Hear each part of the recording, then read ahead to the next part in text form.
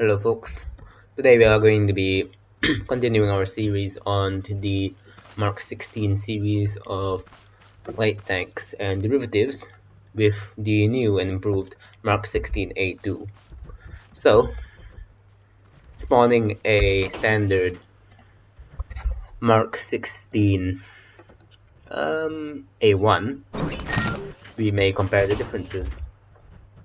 So, first things first, I'm sure you can notice the profile of the upper front plate is changed. This was done due to the fact that it was found that this could bounce shells slightly better. Another difference is that the A2 possesses the improved turret. There is some lag here, it should clear up if I update the creations. Yeah, there we go, much better. Well, not much better, but somewhat better. So, otherwise, the hulls of these two are the exact same. They both have the front machine gun here. Now, the difference in the turret. Oh, there's already a separate video on this one, but I'll go over it just. So, this is your inside turret view. You do have your radio here, and you know, do this, and you have your 20 power LVG-20 cannon, as well as your coax, which actually does fire slower than the standard one, and is based off an aircraft machine gun instead of the standard ground-based heavy machine gun. Now, there is some garbage here from some testing I did, so don't mind that. Now, on the other hand, we have the Mark 16 A2 here. So the turret on this thing was pretty much completely redesigned.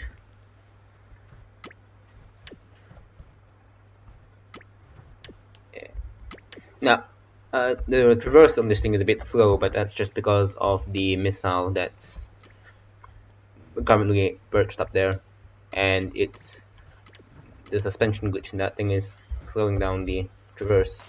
So if you look from the front, this thing does look sort of like a budget Koenigsegger, which is essentially its working name at this point. You do have this conical mantlet here, and this angled turret slightly. Now, the gun on this thing is the HLVG-60, which is the next evolution in the LVG line. It essentially shares all the components of the LVG-20. However, it has a 60 potato gun instead of a 20.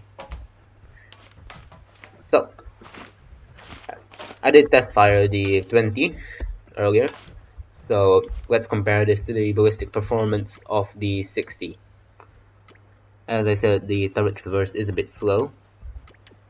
You can actually make it slightly faster by tilting the missile tube slightly, and that decreases the influence that the suspension glitch has. So, opening fire. As you can see, the trajectory is much flatter. And while it does take a while to reach the other side of the map, it does happen. So reloads are still fairly quick on this one. You just need to spawn in the clip and load it into this through this cutout here. Now it does help to reduce lag if you update the creation every time you reload or spawn it. It's just how the thing is. There is not much that can be done about it. There is, of course, the customary reduced power mode on the other tank. This was artillery mode because you could use that as an sort of a field artillery piece. On this one, it's a bit more difficult to use in the artillery mode because it just goes into the stratosphere, but it is possible. So this is 30 power. So yeah, keep in mind that the reduced power mode on this thing is still about 10 potats higher than the standard power mode on the other one. So let's slew our turret over. So this is what it looks like in artillery mode. So let's get in first person. And as you can see, the shell just gets yeeted out at high speed. We've lost sight of it. Of course, eventually it's going to come back down. Okay, hold on, this thing is being weird. So yes, eventually the thing is going to come back down. There it is. So it's going to hit the ground and it's going to go off. Sometimes it does go fast enough that it doesn't go off. So yes, artillery mode in this thing isn't as recommended, but it's definitely still possible. And of course, on top of it, you have the what might be one of the most defining features of this model, which is the ATR-1 anti-tank rocket. Now, on a fresh respawn model, this thing would be tan like the rest of the tank, but I've reloaded this one a few times, so the rocket does not match the rest of the tank. But it still works just as well. So let's give it a shot. Button is 9, and okay, no, I think I forgot to wire it up. This isn't how it usually works. Don't. Okay. Yeah, as you can see, it does get rid of this cover here, which stops it from being shot at. While you know the tank, while it's not being fired, it stops it from being machine gunned and exploding due to that.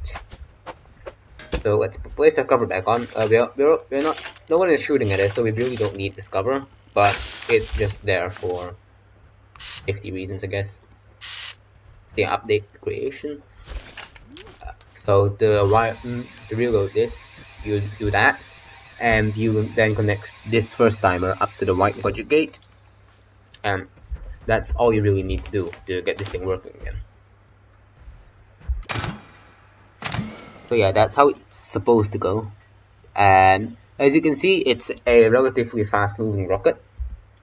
It is, however, only a single canister payload, though considering the main gun is also a single canister payload, I'm not sure how much it matters. So yeah, this cover is discarded here. When you reload it, you ideally want to replace that, but it's not necessary. As you can see, there is no bearing here, so you need to make sure that it's not attached to anything else, or it won't come off. And the rocket will still try to launch, and it will hit that, and it's going to detonate in your tube, which is bad because of how the way the tank is laid out. If that thing goes up, it's going to AoE the ammunition in your main gun, which then is going to detonate this thing and cause the familiar Soviet-style Jack-in-the-Box.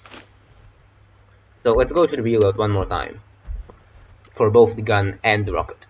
So rocket, first things first, we spawn a new rocket. No, not the modded version. Now I don't think this rocket is on the workshop, so I don't think reloading it is going to be like particularly easy for if I do put this up there, but hey, it is what it is. So you slap that thing on, you climb up there, you put this retainer on, and you grab your cover and attach it like so. Now for the main gun, you're going to spawn your flip, and you're simply just going to want to put it on the piston. Yeah, you can either put it through the cutout, or you can put it from the bottom. It is also possible to slot the thing in. Now, you can't actually traverse the gun from the outside once it's elevated like this. You kind of just need to do it from the other side. So, yeah, but if you're actually inside the turret, you can actually reach those buttons just fine because of how it's set up. So yeah, this thing retains the hole here from the last model, where if you try hard enough, you can access that piston and reload it. Clock speed on the gun is set to 550 milliseconds. However, as with the previous model of this gun, it can be pushed up to 200 without major issues. Now we are just going to spawn some test targets. First is going to be a target Zeppelin. Maybe not a Zeppelin. I have no idea what this thing is supposed to classify that. But so, I don't have a good helicopter, so this is the best you're gonna get for aerial target.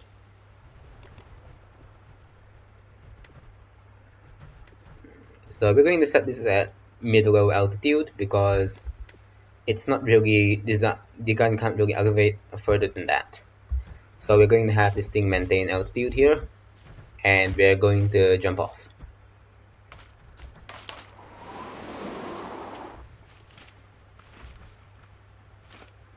And we are also going to remember to update the creation here because it really doesn't like to work otherwise.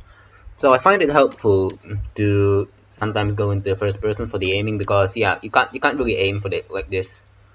So use the tracers from the machine coax to help you, and remember to put your gun in reduced power mode for air targets. So we did hit something there. Let's go survey the damage. Usually with this gun, it overpenetrates at distances like this because these things aren't armored at all. So as you can see, we've done seemingly no damage to the thing. It definitely exploded. It just seems to have done no damage whatsoever. Alright, so this is a perfect time to test out the missile. So let's say this has happened and your main gun does not want to cooperate and shoot down the offending target. Well, have no fear, because you have a rocket for this. It appears I forgot to wire up the rocket again. Why am I like this? Don't worry, this is perfectly normal. This is perfectly fucking normal. Yeah, sometimes the rocket does not like to cooperate. This appears to be one of those times.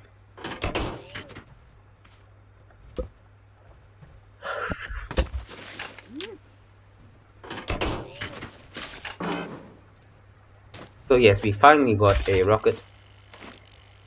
And we're not going to bother replacing the cover this time.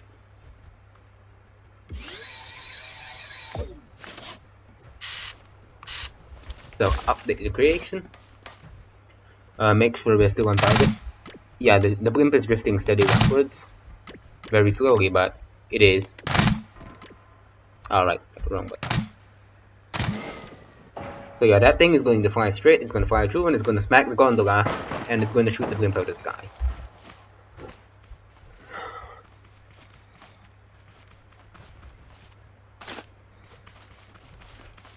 So, yeah, if the main gun does not want to work, well, that's why you have the anti-tank missile. Speaking of tanks, we should really try this thing against a tank too. So we're going to reload. We're not going to reload the missile just yet. I'm just going to replace this cover before it gets deleted in the world clean.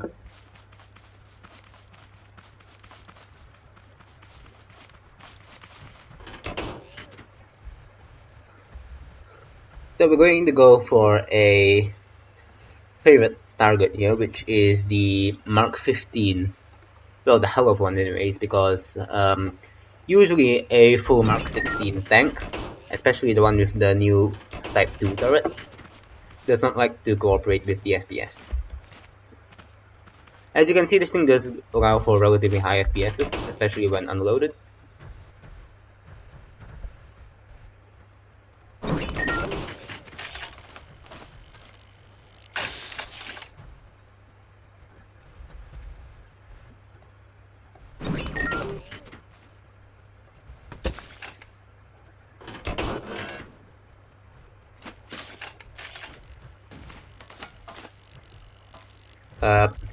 So the gun isn't elevated. The elevation isn't set, so it's a bit harder to reload the missile, but can be done. So now we we update the creation. So for gun targets, it's perfectly feasible to aim from third person.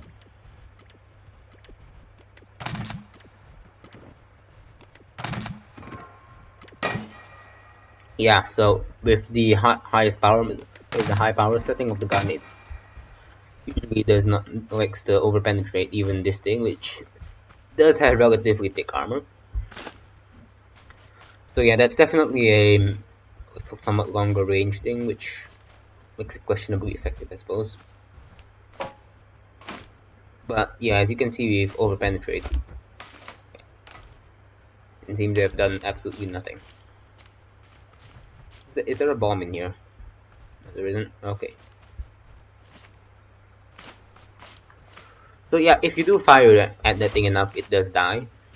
I've done testing of that, and it will eventually blow up. However, yeah, the gun is questionably effective at these kinds of ranges. So instead, we're going to be using the beloved missile. Is that thing aimed up? It looks like it could use a bit more. Yeah, that should be fine. So, okay, so you need to hold onto the fire button through the launch cycle. Either that or I've just forgotten to fire the damn missile up again, which, knowing me, is very possible.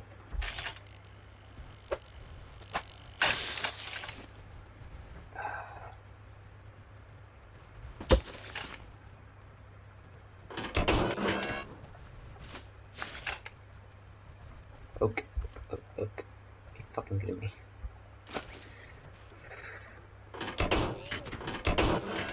Just don't worry, this is fine. This is fine. Just normal reloading shenanigans. So let's update the creation. And oh yeah, I fucking forgot to wire up the missile again. Woo. So let's take a look at that missile launch cycle. So when pressing the button, the thing falls off and the rocket launches quite shortly after. So it appears I've aimed too low, so the thing went under the tonk. Wait, no, apparently the main gun did do damage because like part of the track's gone. Just oh no, the missile was apparently still vibing there. Either that or some long dormant main gun projectile went off.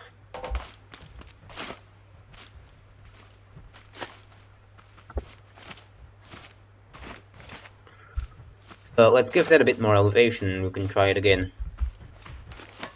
So yeah, the cover is just sitting here. If you want to save time while reloading, you don't expressly need that. It's just more of a safety measure than anything else.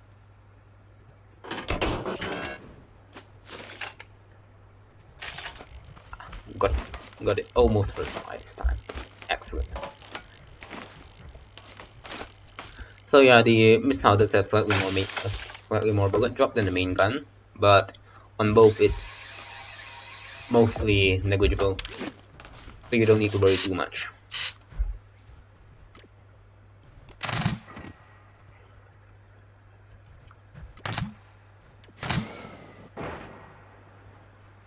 There we go, excellent. I'm not entirely sure what the tonk is doing. It's not supposed to do this. Oh, apparently the thruster block from the rocket is still wedged, did not get disposed of properly, so flopping around in there. So the thing did go off. It seems to have just done more damage to the side of the tank as opposed to the inside of the tank, which just means I'm shit at aiming because wait, no, never mind, it did do damage to the interior of the tank. It's completely disabled the WS converter, which means that this thing can't move forward and backwards. It can still turn, of course, but yeah, that's effectively a mission kill. Yeah, so those are the results for the 15A2. However, the 16A2. However, we do have other models, such as this A1E2, which the A1E2 has the same hull as the A2, because this was the prototype that that thing came from. However, it also has this, which is the A1 turret. However, it's got an extended magazine and it's fully automatic. So as you can see, this gun is clocked at 200, and it does have the old turret layout and everything. So this is basically a turret with an extended magazine and a sped up gun. So it's got a 20 power, so let's just mag dump. It's relatively accurate. You can expect some deviation just as a result of the tank moving. I'm not sure if those were all duds or if the explosion just didn't render.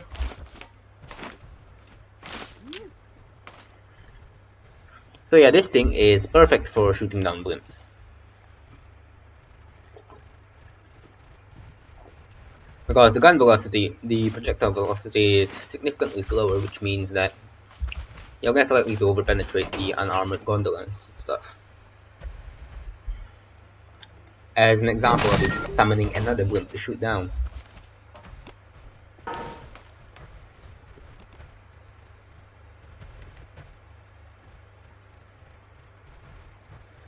So yeah, these tanks theoretically have full 90-degree elevation, which means they can shoot directly out. So there should be no altitude maximum for these things to hit. However, theoretical isn't exactly always practical. So practical is whatever range you can effectively aim at, which with the controls of this gun, the maximum practical range should be around the top of this tower up here. So you get ammunition into this thing by welding two clips together. Don't forget to add the bearing, and you just pop that in, and then you just take aim.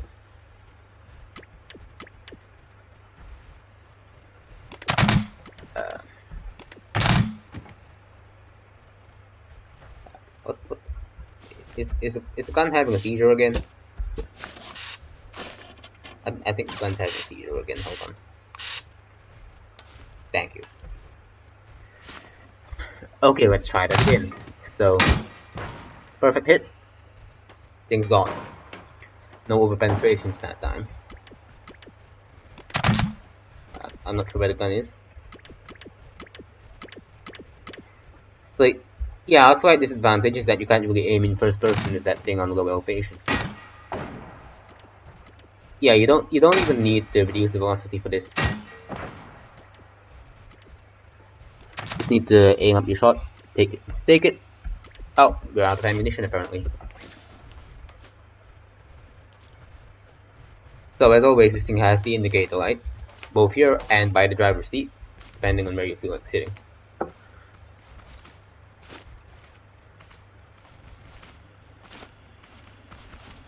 So yeah, this thing is much better in the anti-aircraft role. There is of course also the A1E1, which is just this thing but with the A1 hull instead of the A2 hull. And there is also the the A1, which was the one covered in the last video, which is just, so, and there's also the original Mark 16, which instead of this thing up here, it does have an antenna, and that's just different ways of making sure this roof here doesn't overstand and flop over that way.